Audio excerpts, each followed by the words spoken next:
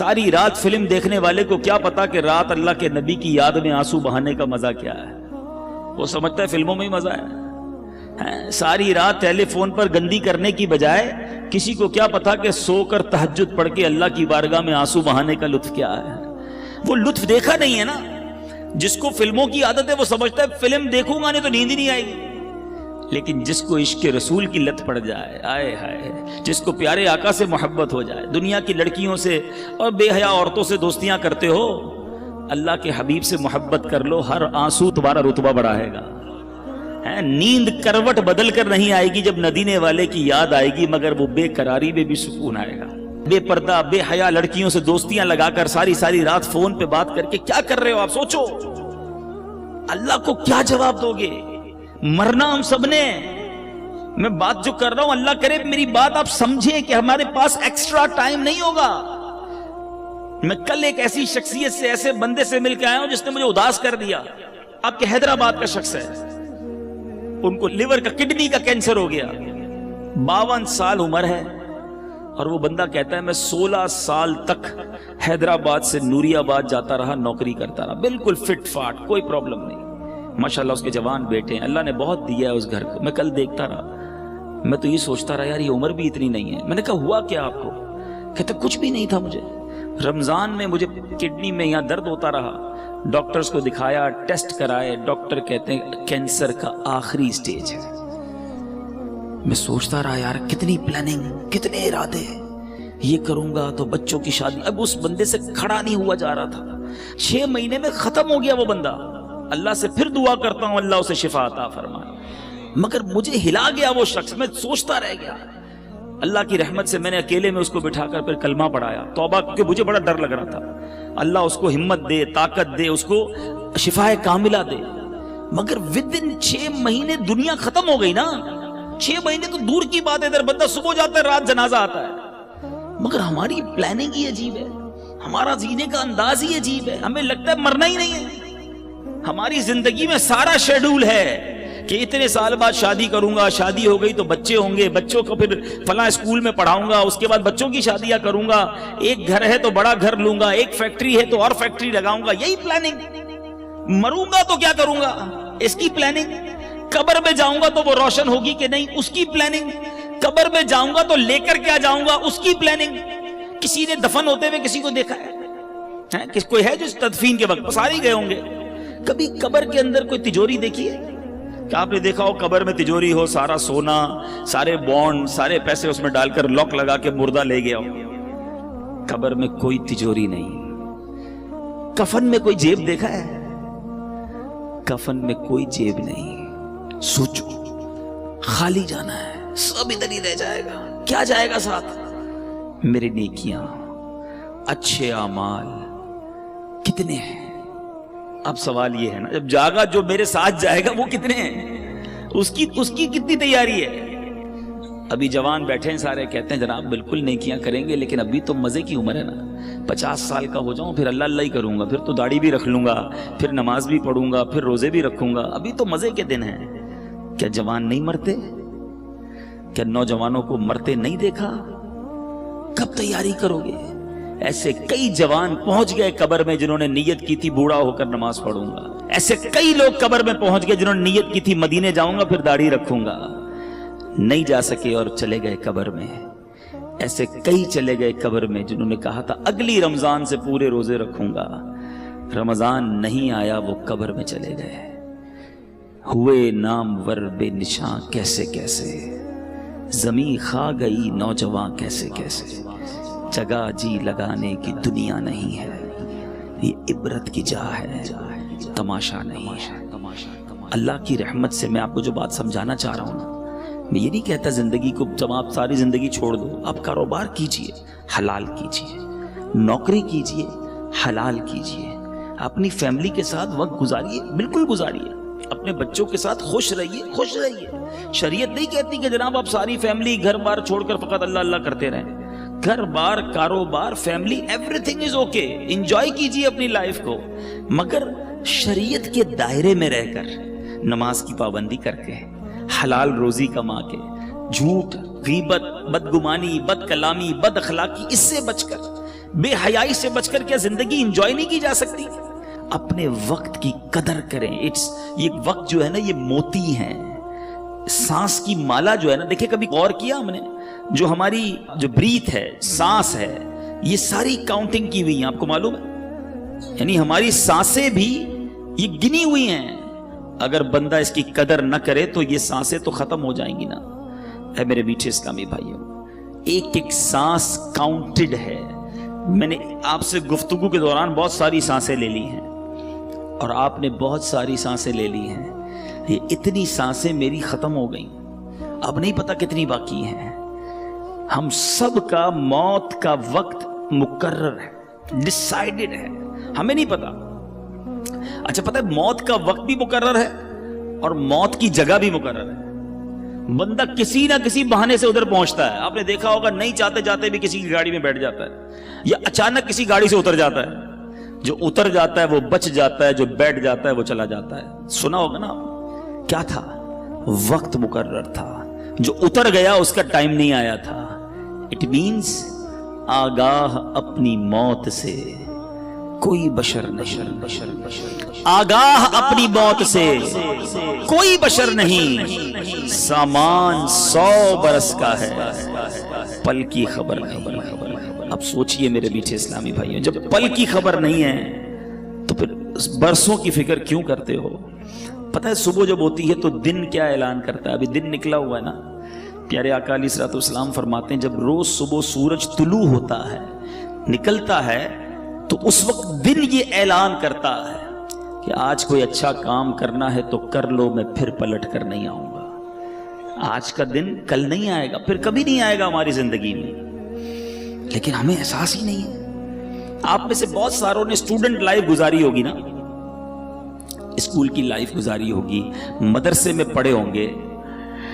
جب امتحان آتے تھے تو کیا کرتے تھے؟ بالکل امتحان قریب آ جاتا تھا، ٹینشن. بعض طلبہ کو نیند نہیں آتی تھی، یار کل کیا ہوگا، امتحان کیسے دیں گے. رات بھر جا کے تیاری، دوستوں کو بلایا، فون کیا، نوٹس لیے. جیسے جیسے امتحان قریب آتا گیا طالب علم کی بے چینی بڑھتی گئی. ہم بھی تو ایک امتحان کے قریب ہو رہے ہیں. آپ کو معلوم ہے ہر گزرتا دن ہم قبر کے قریب ہو رہے ہیں. یہ تو طے ہے نا. برتھ ڈے بناتے ہیں لوگ، بڑا خوش ہوتے ہیں. 1 سال جناب 40 سال کا ہو گیا. اللہ کے بندے 1 سال تیری زندگی سے کم ہو گیا. ہیپی نیو ایئر مناتے ہیں. آج تک سمجھ نہیں آئی تاریخ بدلتی ہے، ہم بھی وہی رہتے ہیں، ملک بھی وہی رہتا ہے، موسم بھی وہی رہتا ہے. کس بات کی خوشی ہے بھائی؟ اور اس ہیپی نیو ایئر کے نام پر جو طوفان بدتمیزی، حرام کام ہو رہے ہیں، کس چیز کی خوشی ہے؟ اللہ کے بندوں اور موت کے قریب ہو رہے ہو. تمہیں تو فکر بڑھنی چاہیے تھی. امتحان کی ڈیٹ قریب آتی تھی ہم بے چین ہو جاتے تھے. ہر روز میں قبر کے قریب ہو رہا ہوں، کبھی تو بے چینی ہو. ایک بار ایک باپ اور بیٹا سوئے ہوئے تھے. بیٹا رات کو اٹھ گیا، رات کو اٹھ کر رونے لگا. باپ نے کہا بیٹا کیوں رو رہے ہو، کیا ہو گیا؟ کہتا ہے ابو جان بات یہ ہے کہ صبح مجھے کل قاری صاحب نے ایک سبق دیا تھا، اب مجھے کل استاد صاحب کو وہ سبق سنانا ہے. سبق یاد نہیں ہوا ہے، اب استاد صاحب کو نہیں سناؤں گا تو انہوں نے سزا دینی ہے. یہ سن کر باپ بھی رونے لگ گیا. کمال کا باپ تھا، رونے لگ گیا. کسی نے پوچھا کہ تم کیوں رو رہے ہو؟ کہتا ہے میرے بیٹے کو ایک سبق یاد نہیں ہے، اس کے لیے رو رہا ہے کہ قاری صاحب کو کیا جواب دوں گا. میں نے تو اللہ کی کتنی نافرمانیاں کی ہیں، اللہ کی بارگاہ میں کھڑا کر کے ہڑا ہوا تو کیا جواب دوں گا. اس کو ایک دن سبق سنانا ہے، اس کو بے چینی ہے. مجھے ساری زندگی کا حساب دینا ہے، میں کیسے سو رہا ہوں. کبھی زندگی میں ایسا ہوا؟ ذرا سوچئے. بہت سارے ایسے تو ہوں گے کہ ڈاکٹر اگر کوئی بیٹھا ہو یہاں پر تو ڈاکٹر صاحب بتائیں گے کہ ان کے پاس بہت سارے لوگ آ کر کہتے ہیں ڈاکٹر صاحب بلڈ پریشر بڑھ گیا ہے، شوگر بڑھ گئی ہے، ٹینشن میں نیند نہیں آتی. تو ڈاکٹر صاحب پوچھتے ہوں گے کہ بیٹا بھائی جان کیوں نہیں آتی نیند؟ تو کہتے ہوں گے کاروبار کی مشکل ہے، بچے جوان ہو گئے ہیں، شادی کرنی ہے، ٹینشن بہت ہے، اس لیے شوگر ہو گئی، اس لیے بلڈ پریشر ہو گیا، اس لیے نیند نہیں آتی. کوئی ایک ایسا آتا ہے ڈاکٹر کے پاس، ڈاکٹر صاحب ساری رات سو نہیں سکتا کہ میری مغفرت ہوگی کہ نہیں، میں بخشا جاؤں گا کہ نہیں، میں ایمان سلامت لے کر جاؤں گا کہ نہیں. ہو سکتا ہے آپ میں سے کوئی سوچے یار یہ کیسی باتیں کر رہے ہیں، یہ بھی کوئی ٹینشن ہے. ارے اللہ والوں کو اس کی کتنی ٹینشن ہوتی تھی. آپ کو پتہ ہے نبی پاک صلی اللہ تعالی علیہ وسلم کی ایک بڑی مشہور دعا ہے. آقا تو بخشے بخشائے ہیں نا, ان کے صدقے ہم بخشے جائیں گے, مگر نبی پاک کی دعا سنو, یا مقلب القلوب ثبت قلبی علی دینک, اے دلوں کو پھیرنے والے اپنے دین پر مجھے ثابت قدمی عطا کر. یہ میرے آقا کی دعا ہے. ہم نے کبھی دعا کی یا اللہ ایمان سلامت رکھیو, یا اللہ موت میں مروں تو ایمان کے ساتھ جاؤں, مجھے لمحہ بھر جہنم میں نہ ڈالنا.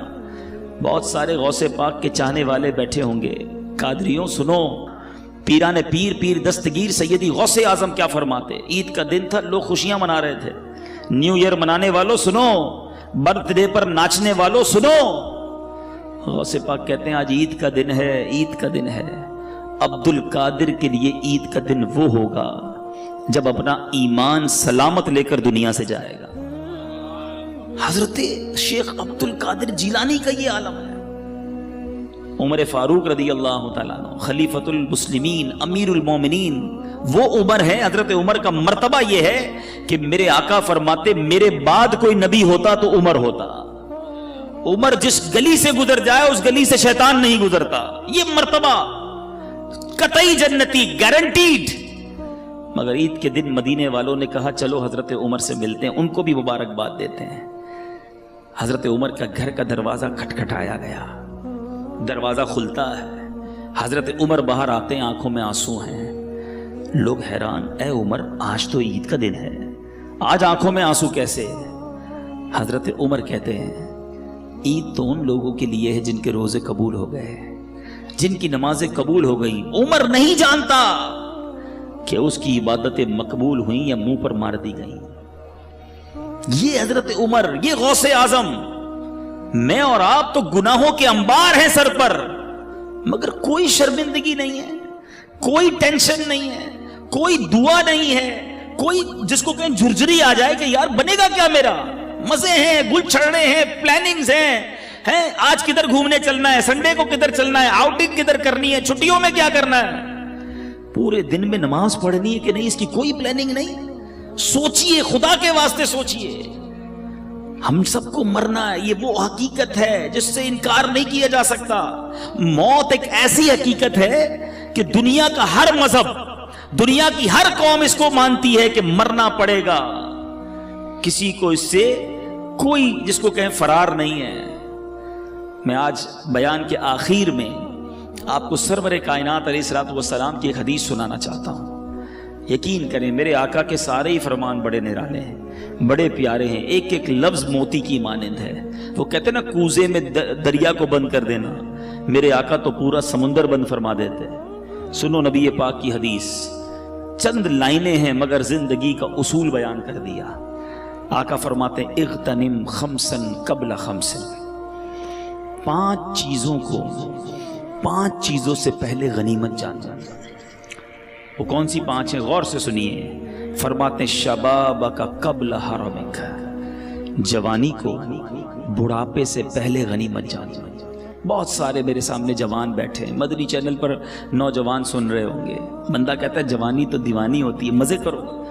یقین کرو یہ بڑی نعمت ہے. پوچھو ان بوڑھوں سے, اب نہیں ہے وہ ہمت جو پہلے تھی. اب بیماریاں آ گئی ہیں.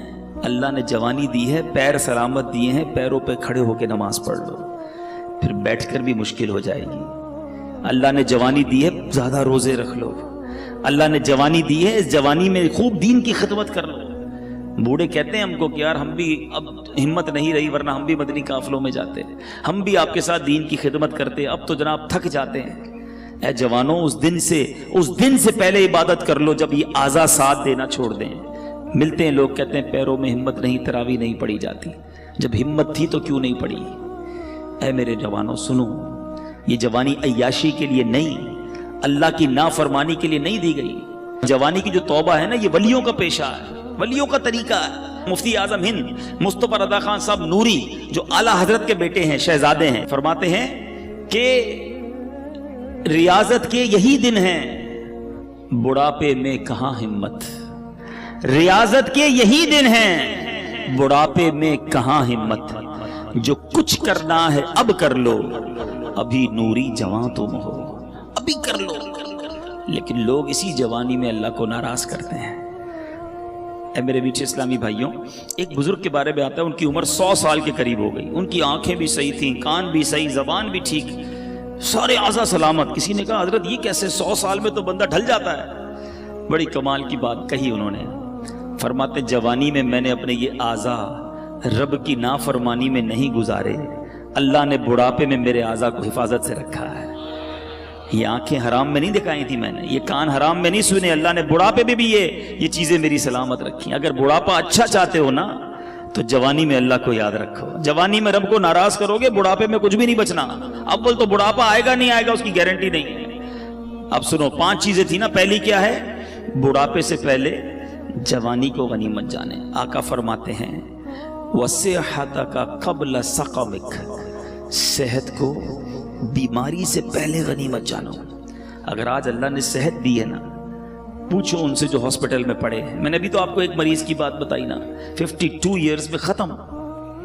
پتہ نہیں کب ہمارے ساتھ کیا ہو جائے. اللہ ہمیں ہمیشہ محفوظ رکھے بیماریوں سے، ہاسپٹل کے، عدالتوں کے، جیلوں کے چکروں سے محفوظ رکھے. مگر بیمار بھی تو ہوتے ہی ہیں نا لوگ.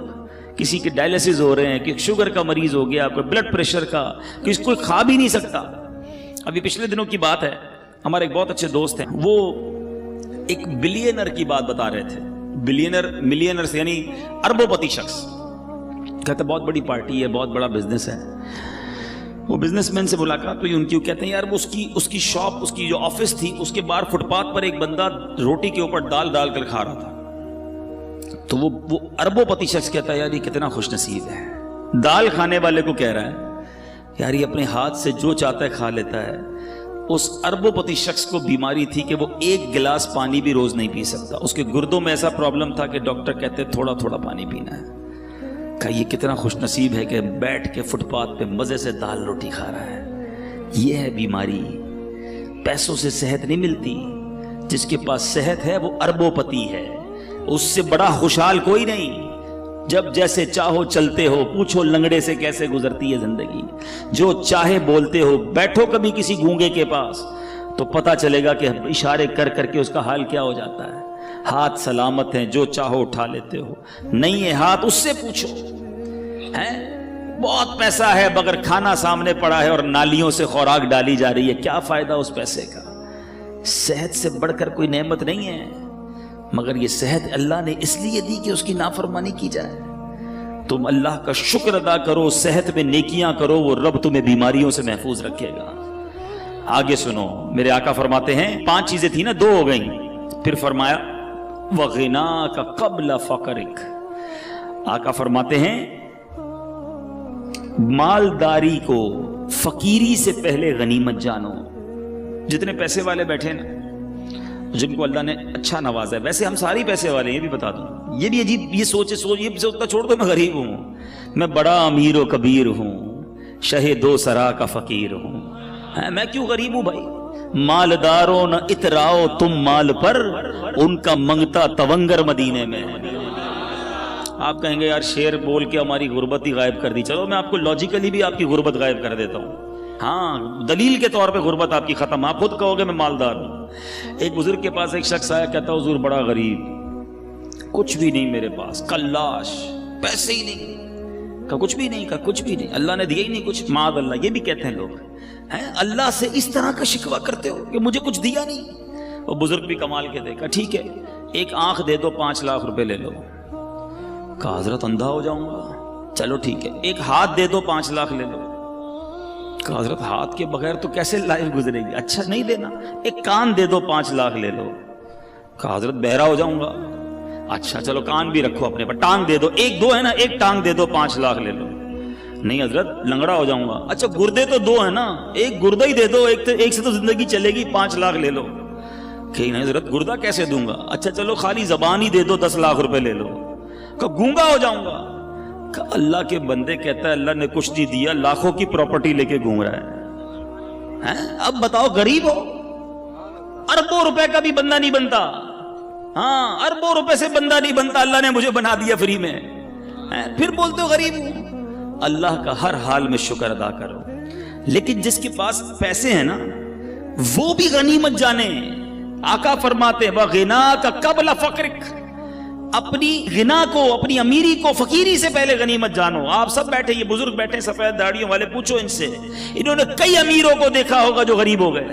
زیرو ہو جاتا ہے بندہ، اچانک چکر گھومتا ہے. اور ان امیروں کو بھی ہم نے دیکھا، وہ سر پکڑ کے کہتے ہیں یار بڑا پیسہ تھا اس زمانے میں، کاش مسجد بنا لیتا، کاش اس وقت پیسہ اللہ کی راہ میں دیتا، میں خوب دین کا کام کرتا. بھائی ابھی کر لو نا جس کے پاس ہے. یہ شیطان ہے جو تمہیں کہتا ہے ابھی اگلا کاروبار سیٹ ہو جائے پھر اللہ کی راہ میں دوں گا. کئی لوگوں نے کئی سالوں کی زکوٰۃ روکی ہوتی ہے، معاذ اللہ، حرام، جہنم میں لے جانے والا کام. آپ گناہگار ہو رہے ہیں. بندہ کہتا ہے یار ابھی نکالوں گا تو بہت پیسے نکل جائیں گے، بس فیکٹری لگا لوں پھر 2 سال کی ایک ساتھ نکال دوں گا. اچانک کوئی پرابلم آتی ہے، بندہ خود زکوٰۃ لینے والا بن جاتا ہے. نہ کرو ایسا. جس کو اللہ نے دیا ہے جمع کروا دو. یہ جملہ یاد رکھنا جو میں کہہ رہا ہوں، اپنے ہی اکاؤنٹ میں جمع کروا دو. آپ کے یہاں کمیٹی ڈالی جاتی ہے حیدرآباد میں، BC، ہم کمیٹی بھی کہتے ہیں، صحیح نا؟ کیوں ڈالتے ہو؟ یار تھوڑے تھوڑے جمع ہو جائیں گے، کبھی بچوں کی شادی میں کسی کام میں کام آئیں گے. ایسا ہی ہے یہ جو اللہ کی راہ میں خرچ کرنا ہے نا، یہ مدنی کمیٹی ہے. ہاں جمع کرواتے جاؤ، آخرت میں ملٹی پلائی ہو کر ملیں گے. اور یہ میں نہیں کہہ رہا، حدیث قدسی سناتا ہوں. اللہ کے حبیب فرماتے ہیں کہ رب ارشاد فرماتا ہے، اس کا مضمون یہ ہے، اے ابن آدم، سنو الفاظ، سننا ایمان تازہ ہو جائے گا. ادھر ادھر کی انشورنس کرانے والوں سنو. اللہ فرماتا ہے اے ابن آدم، اپنا مال میرے پاس جمع کروا دے. اللہ فرما رہا ہے، مال بھی اللہ کا ہے، پھر بھی فرماتا ہے تیرا مال میرے پاس جمع کروا دے. نہ جلے گا، نہ ڈوبے گا، نہ کم ہوگا. گارنٹی دیکھو، نہ جلے گا، نہ ڈوبے گا، نہ کم ہوگا، بلکہ میں تجھے اس دن لوٹاؤں گا جب تجھے ایک ایک نیکی کی ضرورت ہوگی. یہ تو میرے اکاؤنٹ میں جمع ہو گیا نا، جتنا دوں گا جمع ہو رہا ہے. عقل مند ہے وہ شخص، یقین کریں عقل مند ہے. لوگ 2.5% زکوٰۃ نکال کے بریک لگا دیتے ہیں کہ دے دی نا بھائی. اسلامی بھائیوں کو جواب دیتے ہیں بھائی اس سال کی زکوٰۃ پوری ہو گئی، اگلے سال آنا. وہ اللہ کے بندو، اللہ نے دینا بند کر دیا، وہ دیے جا رہا ہے، تم بھی دیے جاؤ. روایتوں کا مضمون ہے گن گن کر خرچ نہ کرو، ورنہ وہ رب کریم بھی تمہیں گن گن کر عطا فرمائے گا. جب وہ بغیر گنے دیے جا رہا ہے تم بھی دیتے جاؤ. تم دے کر احسان نہیں کر رہے. یہ جتنے اسلامی بھائی بیٹھے نا، اچھا یہ بھی ایک پرابلم ہے. اب لوگ کہیں گے یار یہ بہت اچھا بیان ہے، مگر یہ تو فیکٹری کے مالک صاحب کے لیے، ہمارے لیے تھوڑی ایسی تو نوکری کرتے ہیں، ہم کیا دیں گے؟ یہی گڑبڑ ہے. ہر انسان کو اپنی حیثیت کے مطابق دینا چاہیے، چاہے 2 روپے دیں، چاہے 10 روپے دیں، چاہے 100 روپے دیں. میں یہ کوئی نہ سمجھے یہ دعوت اسلامی کے لیے چندہ لینے بیٹھا، ہمیں نہ دو بھائی. کہیں بھی اچھی جگہ پر اللہ کی راہ میں خرچ کرنے کی عادت ڈالو. اپنے علاقے کی عاشقان رسول کی مسجد کے ڈبے میں ڈال دو، مگر دیتے رہو. یہ آپ کا ہے جو جمع ہو رہا ہے. لوگ یہ دینے میں جو ہے نا، اس میں بخل نہیں کرنا چاہیے. اب میں اس کو ایک اور حکایت کے ذریعے سمجھاؤں گا تو بات اور سمجھ آ جائے گی. ایک ملک میں ایک بادشاہ نے مقابلہ کیا، ایک کمپٹیشن اناؤنس کیا. بڑا عجیب مقابلہ تھا، اور وہ مقابلہ یہ تھا کہ پورے ملک میں سب سے بڑا بے وقوف کون ہے. بڑا عجیب مقابلہ، بے وقوفی کا بھی مقابلہ ہوتا ہے. چلو بادشاہ صاحب نے رکھوا لیا، ٹیسٹ ہوئے، امتحان ہوئے، مقابلے ہوئے، وزیروں نے سلیکٹ کیا کہ ہی از دا بگیسٹ فول، یہ سب سے بڑا بے وقوف ہے ہمارے ملک میں. بادشاہ نے کہا چیک کر لیا؟ کہا جناب چیک ہو گیا.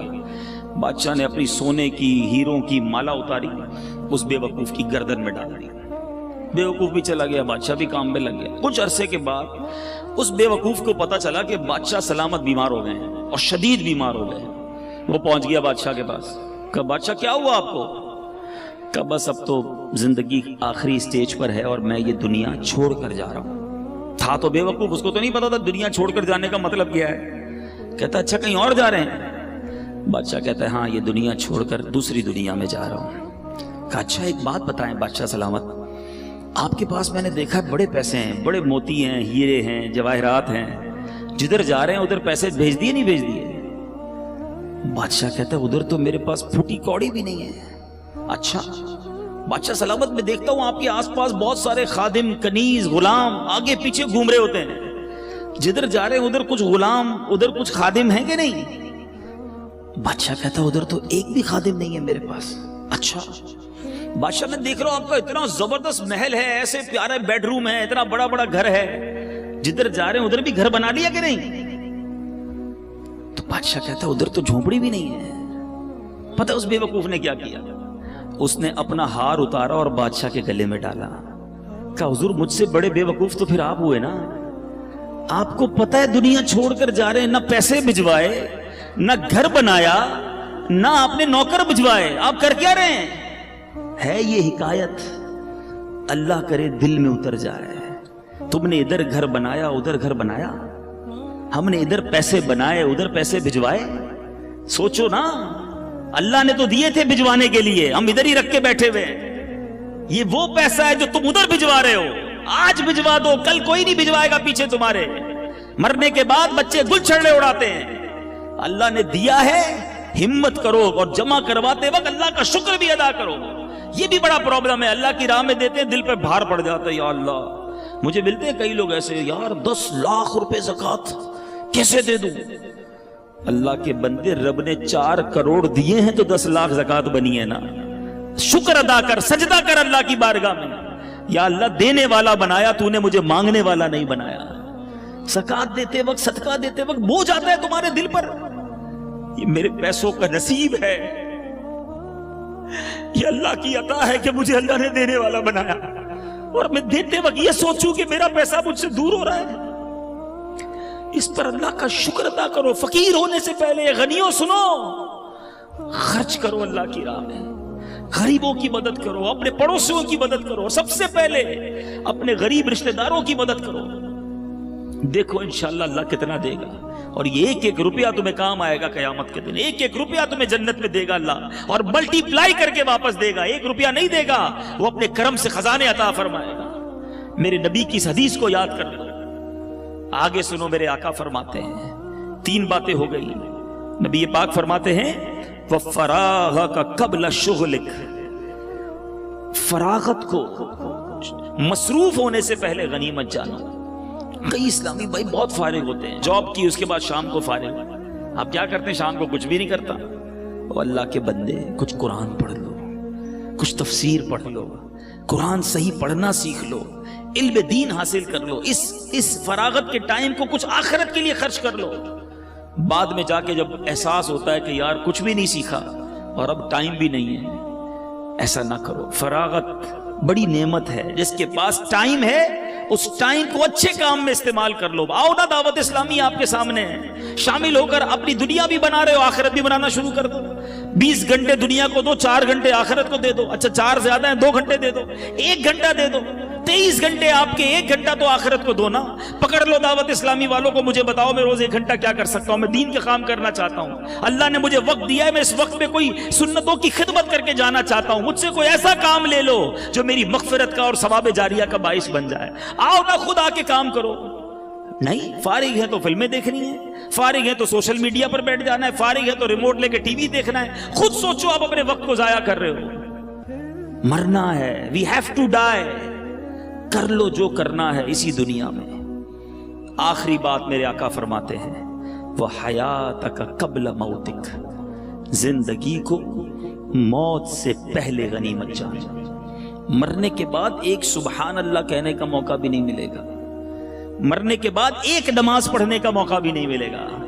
بندہ مرنے کے بعد اللہ کی بارگاہ میں عرض کرے گا مولا واپس بھیج دے, ایک سجدہ کر لوں, 2 رکعت پڑھ لوں. اے اللہ واپس بھیج, اب ساری زندگی نماز جماعت سے پڑھوں گا, اب تہجد بھی نہیں چھوڑوں گا, امامہ بھی پہنوں گا, داڑھی بھی رکھوں گا. یعنی یہ بھی ہو سکتا ہے وہ کہے. پھر چانس نہیں ملنا. کر لو جو کرنا ہے اس دنیا میں. اللہ کرے کہ دل میں اتر جائے میری بات, سمجھیے اس بات کو. دعوت اسلامی بہت پیاری, یقین کریں اللہ کی بہت بڑی نعمت ہے ہمارے لیے. یہ تحریک اتنی خوبصورت ہے کہ بزنس مین کو کہتی ہے بزنس بھی کرو, حلال طریقے سے کرو, اس کے بعد آؤ دین کا کام بھی کر لو. اسٹوڈنٹ ہو آپ اسٹڈی پڑھیں, صحیح طریقے سے پڑھیں, حلال طریقے سے پڑھیں, اپنے اسکول میں بھی دین کا کام کر لو.